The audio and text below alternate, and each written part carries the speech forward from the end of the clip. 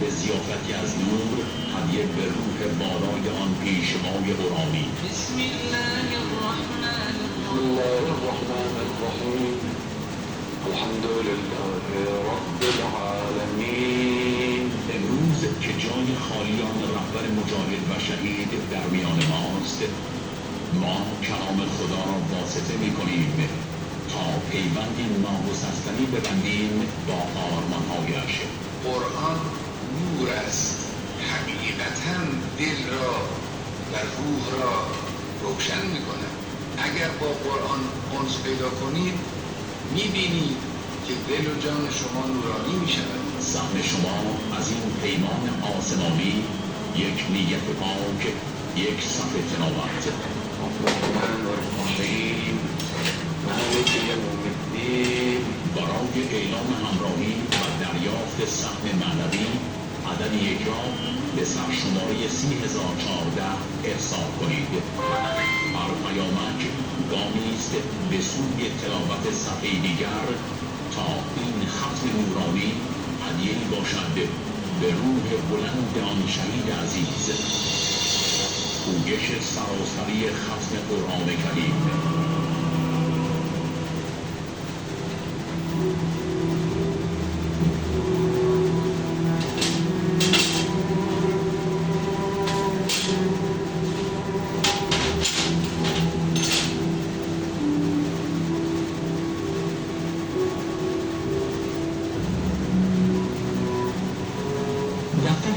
و نشر آثار حضرت آیت الله عظمی شهید خامنه‌ای رضوان الله علیه در فراخوانی از عموم مردم دعوت می‌کند تا با شرکت در پویش روایت بدرقه، روایتگر حماسه بزرگ ودا و بدرقه رهبر شهید باشند. در این پویش که با همکاری رسانه ملی برگزار می‌شود، از همه علاقه‌مندان به رهبر شهید دعوت شده عکس‌ها و فیلم‌هایی را که با تلفن همراه خود از مراسم بدرقه رهبر شهید گرفته‌اید برای ثبت در حافظه تاریخی کشور ارسال کنید. برای ارسال تصاویر خود کافی است رمزینه‌ای را که در گوشه پایین تصویر تلویزیون نمایش داده می‌شود اسکن کنید یا به نشانی روایت‌ها .ir مراجعه کنید و تصاویر و ویدئوهای خود را در سامانه روایت‌ها بارگذاری کنید. همچنین می‌توانید عدد 168 به شماره 307620 پیامک کنید تا لینک سامانه روایت‌ها برای شما ارسال شود. برای ارسال عکس و فیلم‌های خود پس از مراجعه به نشانیه روایت‌ها.ir روی عبارت شروع کنید بزنید و از طریق شماره همراه خودتون وارد سامانه بشید و بعد از انتخاب گزینه ارسال محتوا و نوشتن توضیحات، نام شهر و روستا، کلیدواژه و شرح کوتاه تصاویر خودتون رو ارسال کنید.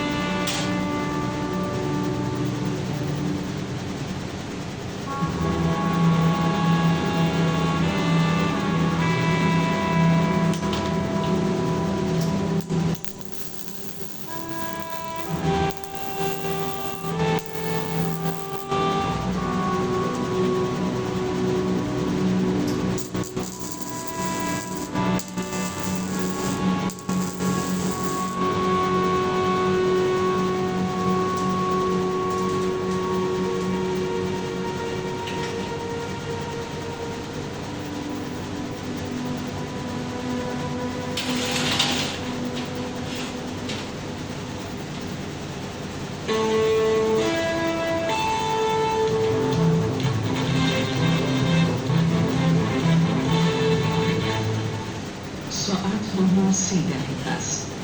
رئیس قوه قضاییه در سفر به شهر مقدس قم با حضور در حرم حضرت معصومه سلام الله علیها واقعی مطهر کریمه اهل بیت را زیارت کرد.